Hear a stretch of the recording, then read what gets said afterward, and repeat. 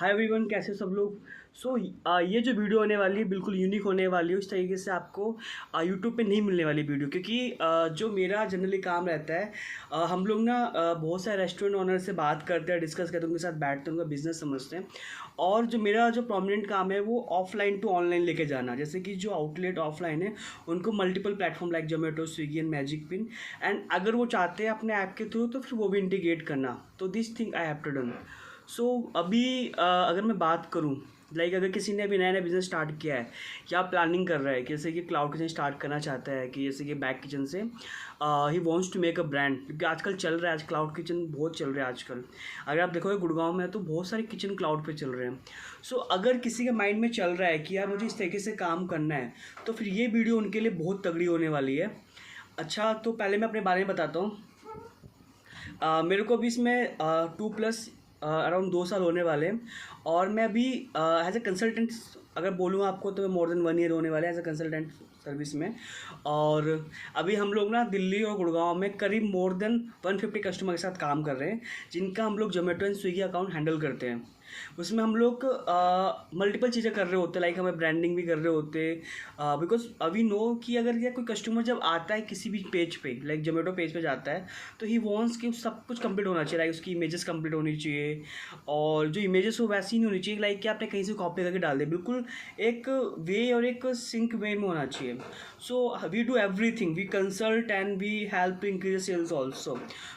अब ये आ गया कि हम करते क्या है। बट अब ये जो वीडियो का जो मेन पर्पस है बनाने का, वो मेन पर्पस ये है इस वीडियो का बनाने का कि जो लोग अभी प्लान कर रहे हैं, जो स्टार्ट करना चाहते हैं, they wants to come on the Swiggy and Zomato, किस तरीके से आए। तो इसमें बेसिक जो रिक्वायरमेंट बनती है, सबसे पहले आपको जो डॉक्यूमेंट्स की अगर मैं बात करूं तो इसमें हमें फूड लाइसेंस की रिक्वायरमेंट पड़ती है। और जो फूड लाइसेंस होना चाहिए बेसिक वाला होना चाहिए, हमें कोई स्टेट और सेंट्रल लाइसेंस की रिक्वायरमेंट नहीं है। ओनली बेसिक लाइसेंस चाहिए होता है। अगर आप किसी एजेंट से बनवाते हैं तो आपको 1500-2000 में आपको लाइसेंस बना के दे देता है। सिंपल सी चीज़ है। एंड द सेकेंड थिंग जो हमें रिक्वायरमेंट पड़ती है प्लेटफॉर्म पर लाइव जाने के लिए, वो आपका फूड लाइसेंस जो आपने दिया हुआ है ऑलरेडी, और मेन्यू कार्ड होता है आपका, जो मेन्यू कार्ड आप बनाते हो, जो आप आइटम आप लाइव करना चाहते हो, और आपका पैन कार्ड और अकाउंट नंबर चाहिए होता है। फिर प्रॉपर इंटीग्रेशन आप जोमेटो की वेबसाइट पर जाके, zomato&partner.com पर जाके, वो वेबसाइट में लिंक में डाल दूंगा, उस पर जाके जोमेटो पे आप ऑन बोर्ड हो सकते हैं, हो जाते हैं वहाँ पे जाके। फिर जो बैकएंड का काम होता है जोमेटो का, उसमें 2 दिन या 3 दिन लगते हैं लाइव होने में। स्विगी में भी सेम ही है, स्विगी में 24 घंटे लगते हैं लाइव जाने में। वंस अब लाइव चला जाता है उसके बाद आपका जोमेटो पोर्टल अब स्टार्ट हो जाता है, आप जोमेटो पेज पर लाइव हो जाते हैं। अब होता क्या है, अब होता है मेन जो बोलते हैं ना कि हाँ आपको दुकान मिल गई है, आपको खाली दुकान मिल गई है, आपने एक मेन्यू भी, एक काउंटर भी लगा दिया, सब कुछ कंप्लीट कर दिया है। अब आपको अपनी मार्केटिंग करनी है जोमेटो पेज पे जाके। आपको मेन्यू क्रिएट कर दिया था ऑलरेडी, आपको उसकी फ़ोटो इमेजेस कंप्लीट करवानी है, आपको एड ऑन्स क्रिएट करने हैं, आपको रिकमेंडेशन सेक्शन कंप्लीट करना है, जिस कस्टमर आ रहा है उसको रिकमेंड डिशेज आए, तो ये सारी चीज़ें आपको कंप्लीट करनी होंगी। देन आपका वंस टाइम तो आपका एक साइड तो आपका जोमेटो का पेज क्रिएट होगा। सेकंड चीज़ आपको पैकेजिंग भी बहुत इंपॉर्टेंट चीज़ है, because if customer make any order, अगर वो कुछ ऑर्डर कर रहा है और ही रिसीव, तो ऐसा ना हो कि वन टाइम कर रहा है फिर उसके बाद आपके रेस्टोरेंट पे आ ही नहीं रहा है, तो फिर आप रेस्टोरेंट रन नहीं कर पाओगे, क्योंकि मार्केटिंग एक्सपेंस बहुत ज़्यादा होता है यहाँ पे। अगर आप वन टाइम के थिंग पे जा रहे हो कि यार कोई नहीं, प्रॉब्लम नहीं है, कोई मैटर नहीं करता कि किस तरह से हम पैकेजिंग यूज़ कर रहे हैं, क्या क्वालिटी ऑफ फूड्स हम सर्व कर रहे हैं, तो आप you can not be retain, आप रिटेन नहीं कर सकते इस बिज़नेस में। इट्स बेटर कि यार आपको, अगर आप रेस्टोरेंट बिजनेस में हैं तो आपको 30% रिटेंशन रेट चाहिए, चाहे आप ऑफलाइन कर रहे हो चाहे ऑनलाइन कर रहे हो। इतना रिटेंशन रेट अगर आप बिजनेस में रखते हो तो आप चाहे कितनी बड़ी मार्केटिंग कर लो, चाहे आप कितना एक्सपेंस कर लो मार्केटिंग पे, बट वो आपका रिवर्ट आएगा। तो इट्स बहुत ज़्यादा इंपॉर्टेंट होने वाला है ये चीज़ कि अगर आपको अगर ग्रो करना है रेस्टोरेंट बिजनेस में तो 30% रिटेंशन रेट चाहिए। तो वो होगा कैसे, तो जो कस्टमर का माइंड सेट होता है वो 3 चीज़ों पर डिपेंड करता है। पहला, the quality of food, the second चीज़ वो हाइजीनिक प्रिपेयर्ड हुआ है कि नहीं हुआ है, और third how you deliver. 3 factors हैं।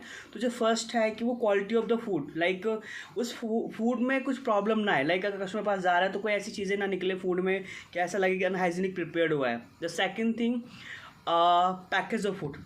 इफ़ कस्टमर थिंक अबाउट क्या ये प्रीमियम पैकेज है, दैट मीन्स ये अंडरस्टैंड कि हम लोग ऑल जो स्टैंडर्ड्स होते हैं, जो फसाई के होते हैं, जो फूड हैंडलिंग, तो हम लोग हैंडल कर रहे हैं। एंड थर्ड थिंग जो हम बोलते हैं, जो हमारा रहता है कि जो क्वालिटी, क्वांटिटी और आपकी पैकेजिंग। पैकेजिंग में आप चाहे तो आप कस्टमर से 10 रुपीज़ एक्स्ट्रा चार्ज कर सकते हैं, आप अपने मेन्यू में 10 रुपीज़ का बजट लेके चलो, एटलीस्ट आप 5% 10% आप पैकेजिंग का सेक्शन लेके चलो। अगर आप कॉस्टिंग कैलकुलेट करते हो तो रिक्वायरमेंट है इस चीज़ की।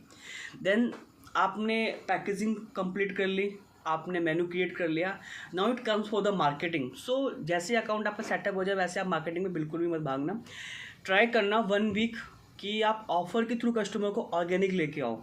Then after 1 week you go for the advertisement. Then आप फिर एडवर्टाइजमेंट रन करो, बड़े अमाउंट का मत करो, 1000 रुपये का रन करो, और फिर देखो कन्वर्जन क्या आ रहा है। तो आपको रिपोर्ट को ब्रेक करना पड़ेगा कि इंप्रेशन कैसे दिख रहे हैं आपको, उसके इंप्रेशन टू ऑर्डर कैसे दिख रहे हैं, ऑर्डर कार्ड टू ऑर्डर कैसे दिख रहे हैं, हर एक चीज़ को ब्रेक करना पड़ेगा। जोन सा नंबर आपको कम लगता है वो नंबर्स पे आपको काम करना पड़ेगा। लाइक अगर आपको समझ में आता है कि यार हमारे रेस्टोरेंट पे कस्टमर्स आ रहे हैं बट वो कस्टमर्स कन्वर्ट नहीं हो रहे हैं, तो आपको ऑफर्स पे, इमेजेस पे और आइटम्स और मेन्यू पे वर्क करना पड़ेगा। हाँ, बट सेकंड चीज़ आती है कि कस्टमर ने ऐड टू कार्ट तो करा है बट वो ऑर्डर नहीं कर रहा है। Then now it's work 2 thing, first your offers discounted and the second thing your menu pricing is very important. हाँ, बट यहाँ पे मेन्यू प्राइसिंग वर्क नहीं करे क्योंकि कस्टमर ने ऐड टू कार्ट कर लिया है, तो मोटा मोटा जो यहाँ पे जो प्रॉब्लम क्रिएट कर रहा है वो आपका डिस्काउंट फैक्टर कर रहा है। तो एटलीस्ट हमें चेकआउट करने के लिए कस्टमर को कम से कम 40% मतलब 40 रुपीज़ से 100 रुपीज़ तक का डिस्काउंट कूपन देना पड़ेगा, because the customer has the mind set totally कि हर एक रेस्टोरेंट पेज पर डिस्काउंट मिलता है, अगर उसको यहाँ पे नहीं मिलता वो move to another restaurant page हो जाता है। सो वीडियो लंबी हो रही है, मैं समझ में आ रहा है, बट ये 3-4 फैक्टर्स पर अगर आप काम करते हो तो आप किसी भी रेस्टोरेंट बिजनेस में हो, चाहे आपका कोई भी मेन्यू सेक्शन हो, इट डजेंट मैटर, आप उसमें ऑर्डर लेके आ सकते हैं। सो आगे भी हम लोग इस तरह से वीडियो डालना स्टार्ट करेंगे और हम लोग ट्राई करेंगे कि हम जिस तरह से क्लाइंट के साथ काम करते हैं और सारी इन्फॉर्मेशन हम लोग यूट्यूब पे लेके आए, जिससे जो लोग हमसे कनेक्टेड नहीं है, जो लोग हमसे अभी जो हमारे कंसल्टेंट हमें कंसल्टेंट नहीं कर पा रहे, वो लोग एटलीस्ट हमारी वीडियो देख के अपने बिजनेस में चेंजेस करें, अपने जोमेटो स्विगी पेजेस पे चेंजेस करें and then he can improve us. So हमारा यही मेन विजन होने वाला है अभी कि हम किस तरीके से लोगों को इन्फॉर्मेशन पास करें कि how to work on the Zomato, किस तरीके से the small restaurant owner can work, because जो बड़े बड़े रेस्टोरेंट ऑनर्स होते हैं उनके पास जोमेटो के मैनेजर्स होते हैं, सो दे नो कि how to grow the business because all the recommendation from the Zomato side. But now जो प्रॉब्लम्स आती है छोटे रेस्टोरेंट ऑनर्स को आती है, जिनके पर डे के 2 से 3 हज़ार रुपये के ऑर्डर्स आ रहे होते हैं, तो उनका टारगेट जोमेटो का टारगेट ऑडियंस भी वो नहीं होते। So now we are going to forward and to complete all the informations. Thank you so much.